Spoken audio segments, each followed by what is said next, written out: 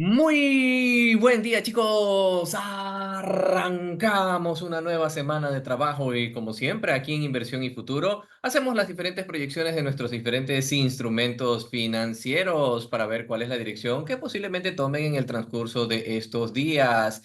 Y esta vez nos toca la semana del 1 al 5 de julio, una semana que va a ser bastante irregular porque tenemos feriado intermedio de la semana y eso definitivamente va a afectar nuestra operativa. ¿Ok? Empecemos por lo primero que hay que empezar, que son las noticias, y estas empiezan ya desde el día lunes 1 de julio a las 8:45 con el PMI manufacturero. Posteriormente, a las 9 de la mañana, tenemos el PMI manufacturero, pero del ISM. Luego, al martes 2 de julio, vamos a tener a las 8:30 de la mañana las declaraciones del presidente de la Fed, lo cual definitivamente va a mover ahí el mercado. A las 9 de la mañana tenemos las encuestas del JOLTS de ofertas de empleo. Y el día miércoles tenemos solamente mercado hasta la 1 de la tarde, hora de Nueva York.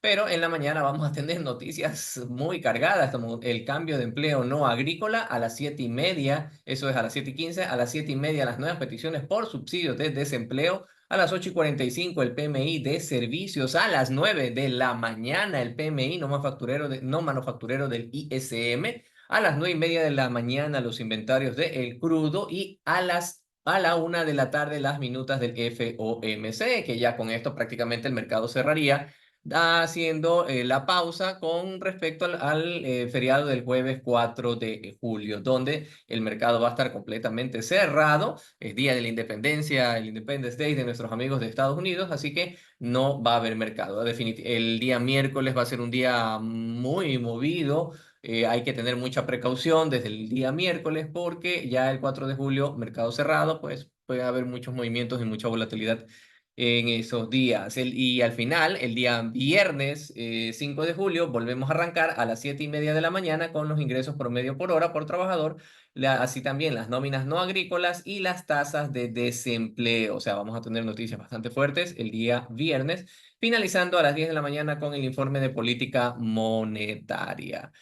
Va a ser, como vuelvo y repito, una semana bastante irregular. Recuerda que estas noticias están dadas en el horario -5 GMT, hora de Bogotá, Lima. Y también recuerda tener muy presente que si tienes posiciones abiertas, pues debes protegerlas antes de las noticias, y si vas a operar posteriormente las noticias, espérate unos 10 a 20 minutos a que el mercado se estructure y tengas una mejor visión de hacia dónde pueda tomar el mercado. Pasamos a revisar inmediatamente los gráficos y revisamos el índice de volatilidad, que esta semana arranca en 12 puntos con 45, lo cual pues es una volatilidad relativamente baja. Estos días, esta semana pasada ha estado bastante lateral el mercado, salvo el día viernes, que hizo un movimiento bastante interesante a la baja, ya lo vamos a ver. Y con eso, pues, el resto de la semana, pues, pasó bastante lateral. Esta semana, al ser muy corta, porque el día miércoles cierra al mediodía el mercado, el día jueves no abre, es decir, vamos a tener apenas eh, 3 días y medio de mercado. Entonces, mucho cuidado al momento de poner posiciones, ¿ok? Pasamos a revisar el S&P 500, el futuro del S&P 500, que no rompe. La semana pasada no rompió el máximo histórico que se encontraba en los 5.586. Es más, estuvo bastante lateralizado, fue una semana un poquito complicada. Luego el día viernes, simplemente para cerrar el día viernes, cogió y llegó testeando el máximo histórico y hizo un movimiento bajista, el cual pues casi estuvo a punto de testear el mínimo de la semana, lo cual pues nos puede estar dando la pauta de que vamos a tener una semana bajista, donde el instrumento rompa este nivel del mínimo de la semana pasada en los 5.509 y venga a buscar los mínimos siguientes en los 5.461 y el mínimo de esta ruptura semanal en los 5.385. Así que mucho cuidado, chicos. Recuerden, igual esta semana va a ser bastante corta, por lo cual también puede ser que el mercado esté lateralizado antes de dar un movimiento un poco más largo o nos dé una dirección mucho más definida. Pasamos a revisar ahora el petróleo. El petróleo, que comenzó a hacer un movimiento alcista, rompiendo el máximo anterior, empezando desde los 72,30 4, tenemos la extensión, tenemos el retroceso, la extensión, retroceso, extensión y ruptura del máximo anterior aquí en los 80,54. Aquí el precio se lateraliza hacia un máximo un poquito más grande hasta llegando a los 82,74, el máximo de la semana pasada, y probablemente sigamos con una semana alcista donde llegue hasta los 84,45 si es que llega a romper el máximo de la semana pasada en los 82,70. Caso contrario, si el precio no lo logra hacer y se mantiene, tiene dos opciones: se mantiene lateral, donde su máximo va a ser los 82,60, los 82,70 aproximadamente, y en la zona de mínimos vamos a tener los 80,58 aproximadamente. Es decir, vamos a tener dos niveles relevantes. Vamos a colocarlos de una vez para que ustedes lo puedan visualizar y en base a eso ustedes pueden tomar sus decisiones. Aquí está el máximo en los 82,05, aproximadamente, sí, 82,05, donde no rompe el máximo anterior, y aquí es donde tiene que definirse el precio. Si el precio rompe esa estructura y sostiene por encima de los 82,05, muy probablemente va a buscar los 84,58. Caso contrario, se puede lateralizar entre el máximo y el mínimo, y si llega a romper el mínimo en los 86,56, pues probablemente lo veamos retroceder hasta los 79,44. Pasamos a revisar ahora el oro que se mantuvo lateral en una figura de triángulo bajista. Vemos que tenemos los mínimos en los 2000, en los 2305 aproximadamente, y no logra romper este máximo anterior en los 2375. El precio se mantiene ahí, hace un movimiento bajista, no llega a romper esta línea de tendencia bajista. Vamos a ver si una vez que termine de salir de este triángulo rompe para ir a buscar los máximos históricos o puede buscar mínimos anteriores. Niveles relevantes para este caso tendríamos los 2306, 2304 aproximadamente, el máximo de la semana pasada en los 2350, los cuales definirían pues la dirección potencial del mercado del oro en esta semana.